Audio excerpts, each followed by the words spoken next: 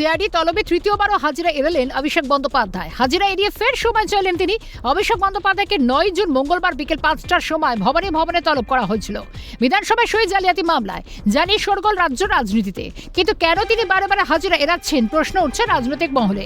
একেবারে আইন মেনে গ্রেপ্তার করা হবে, পালিয়ে কেউ বাঁচতে পারবেন না। কেউ পদত্যাগ করছেন, কেউ বা পালিয়ে বেড়াচ্ছেন। ভারতের ন্যায় সংহিতায় কেউ ছাড় পাবে না বলে রাজ্যের মন্ত্রী অগ্নিমিত্রা পল। অ্যারেস্ট করা হবে, সংবিধান বা ভারতীয় ন্যায় সংহিতা অনুযায়ী কি হয় সেটা সরকার দেখে নেবে। কিন্তু এই যে অভিষেকের যে কি বলবো দীক্ষিত ছেলে, তার পুত্র ফলতার বাঘ আমাদের পুষ্পা ভাই ভেবেছিলেন নেপালে গিয়ে পালিয়ে যাবেন, তাকে ধরে আনা হয়েছে। এইরকম বহু নেতৃত্ব রয়েছে যারা পালিয়ে বেড়াচ্ছেন, রেজিগনেশন দিচ্ছেন। তারা ভাবছে বোধহয় লুকিয়ে গেলে আমাকে বোধহয় আর কেউ ধরবে না। আমরা সব এনকোয়ারি শুরু করছি, আর যেগুলো সামনে রয়েছে তাদেরকে তো অবশ্যই they'll be brought to books। দিল্লির বদলে এতক্ষণে দুবাই চলে যেতেন। যেহেতু আইনি বাধা আছে তাই পারছেন না। আগেও অসুস্থতার দোহাই দেখিয়ে হাজিরা এড়িয়েছেন। একজন আইনসভার সদস্য হয়ে তিনি যদি এটা করতে পারেন তবে আইনের পথেই চলবে বলেন বিজেপির প্রধান মুখপাত্র দেবজিৎ সরকার। মহামান্য উচ্চ আদালত বারণ করেছেন, বাধা দিয়েছেন, বিদেশে যেতে দেবে না। তা না হলে এতক্ষণে দুবাইতে থাকতো দিল্লির বদলে। এটাই তো সিস্টেম।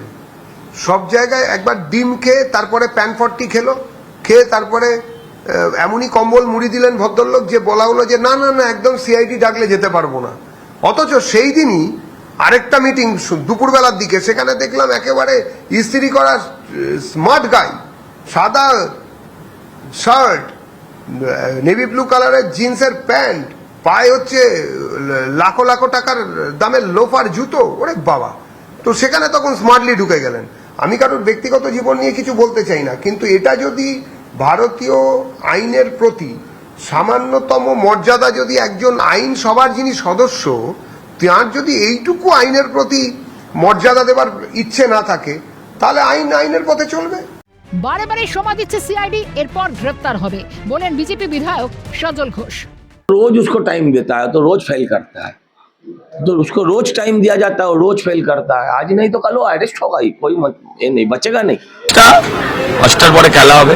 হাজিরা এড়ানোর যুক্তি সাজাচ্ছেন অভিষেক, কিন্তু পালিয়ে বাঁচবেন কি? Bureau report, Calcutta news.